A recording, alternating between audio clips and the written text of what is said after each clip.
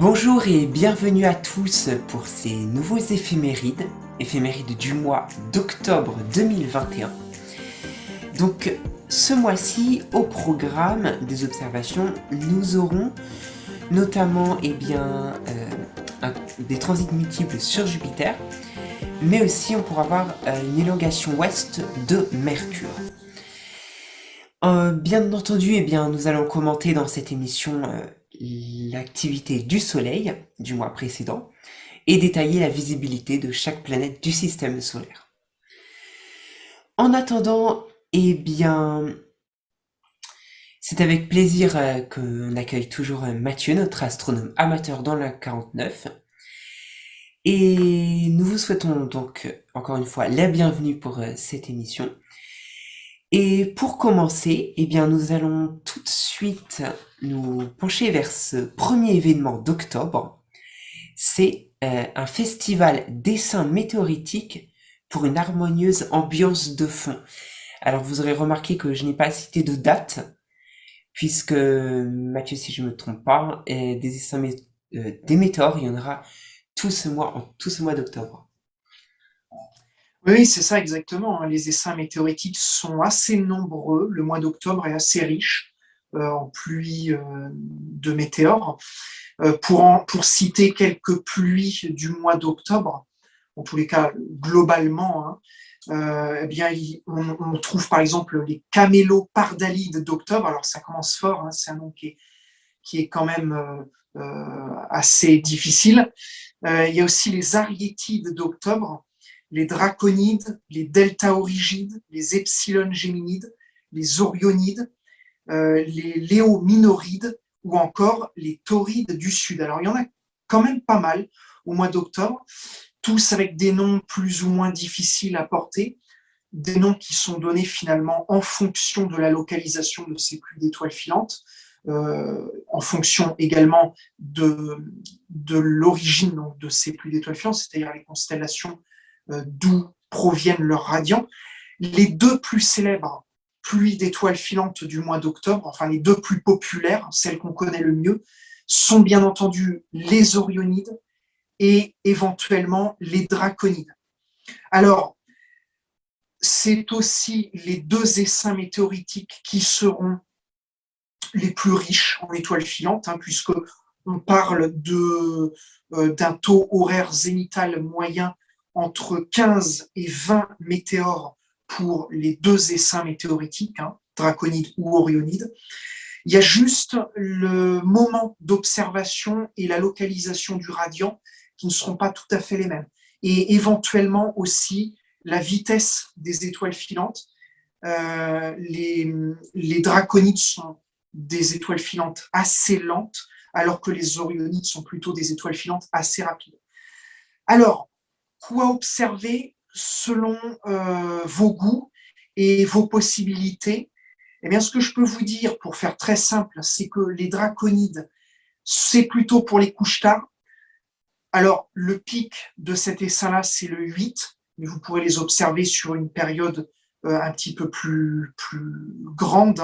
Les draconides sont observables notamment entre le 6 et le 10 octobre. Alors, le 8, le 8 octobre, ça correspond à une période approximativement de nouvelle lune. Donc, autant vous dire que vous ne serez pas dérangé. C'est évidemment observable plutôt en première partie de nuit. Pour les orionides, ce sera l'inverse. Ce sera en seconde partie de nuit. Donc, peut-être plutôt pour les lève-tôt ou alors vraiment ceux qui se couchent très, très, très tard. Alors, ça sera à observer plutôt le 21 octobre. En tous les cas, le 21, ce sera le moment où les orionides seront les plus actives. Cela dit, vous pourrez observer des orionides à peu près tout le long du mois d'octobre. Il y a juste un hic pour les orionides, c'est que nous serons en période de pleine lune. Et donc, inutile de vous dire qu'avec la luminosité de la pleine lune, ça risque de fortement altérer vos observations. Oui, effectivement. Mais en tout cas, on aura donc des pluies de météores pendant tout le mois et donc on sera vraiment gâtés ce mois-ci. Nous continuons avec le 4 octobre c'est des transits multiples sur Jupiter. Alors, que va-t-on pouvoir voir exactement, Mathieu, sur Jupiter? Alors, en fait, le 4 octobre, eh bien, il va y avoir une très belle observation à faire. Il s'agit non pas d'une, mais de deux éclipses qui vont passer donc devant le disque qui vont passer sur le disque même de Jupiter.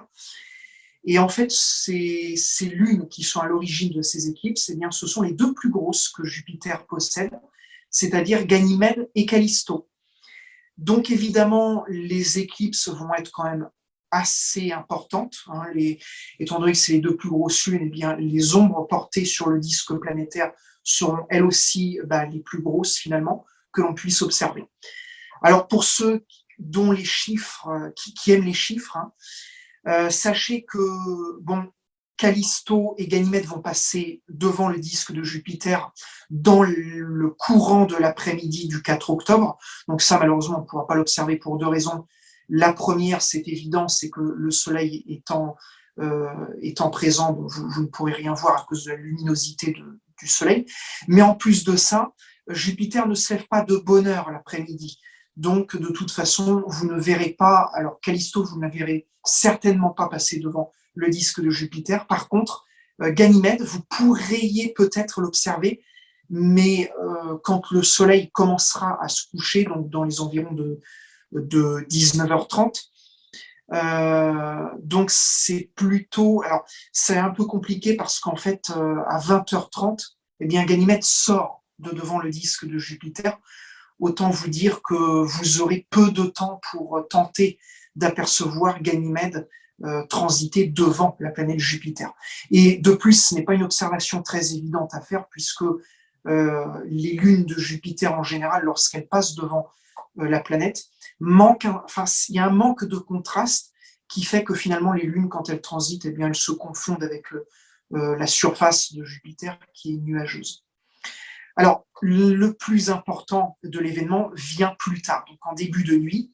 À partir de 20h52, c'est l'ombre de Ganymède. Alors, sachez qu'auparavant, hein, il y a l'ombre de Callisto qui sera déjà présent sur le disque de Jupiter au moment du coucher du soleil et un peu après, donc en début de soirée en fait. Hein.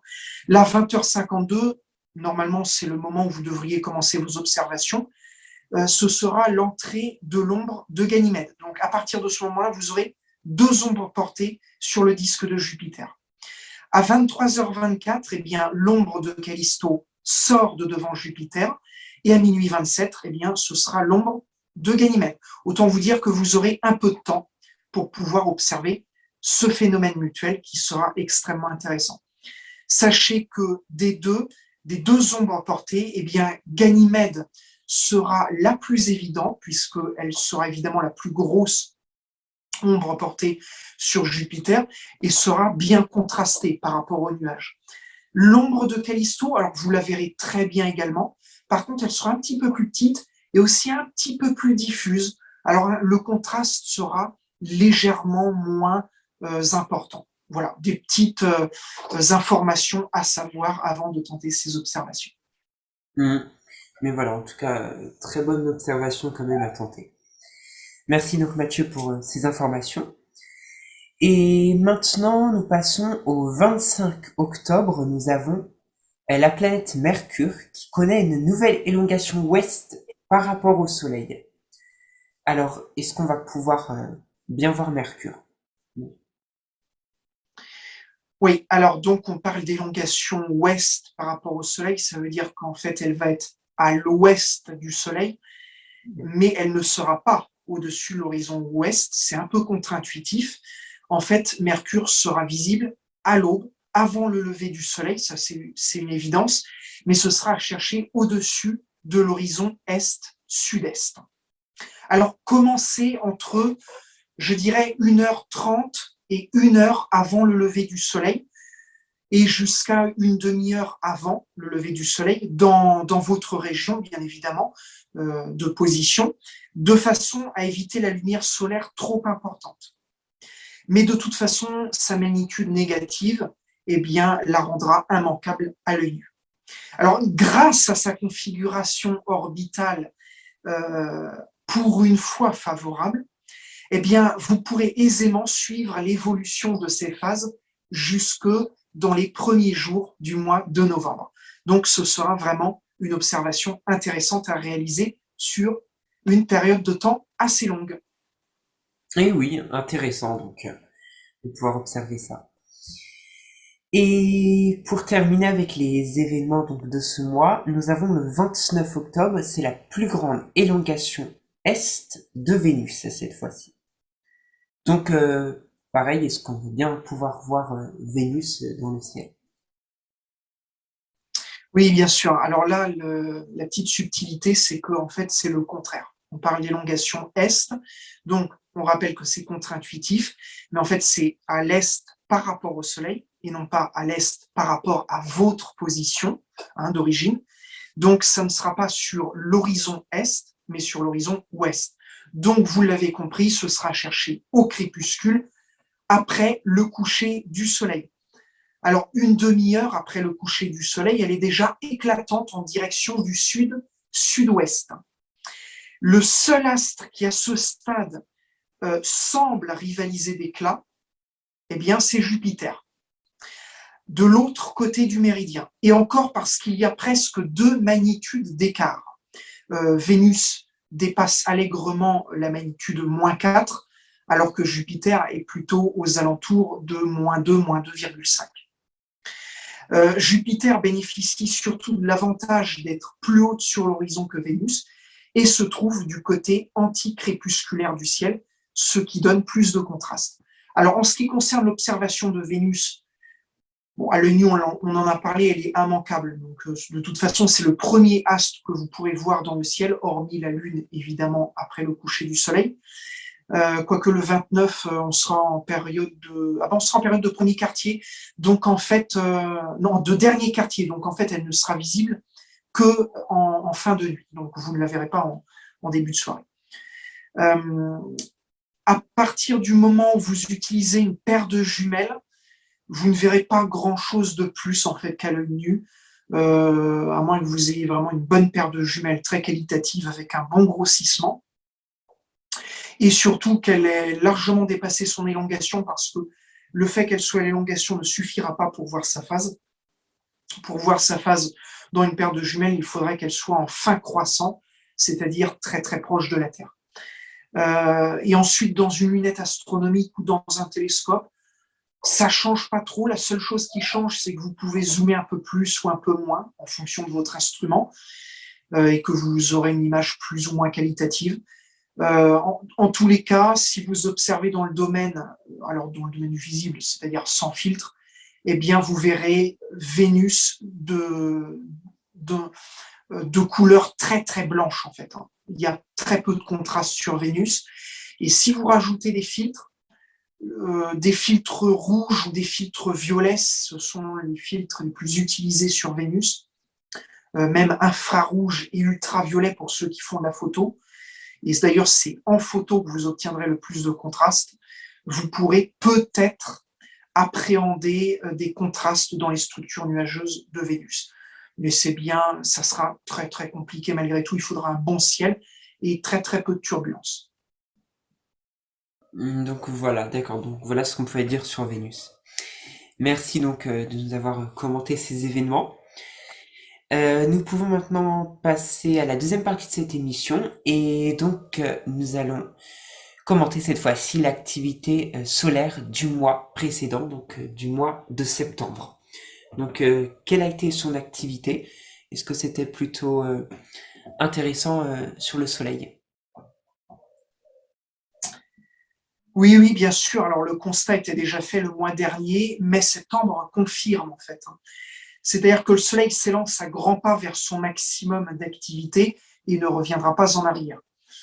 Le signe qui ne trompe pas, eh bien, c'est que le disque solaire est en train de laisser de moins en moins de place au vide.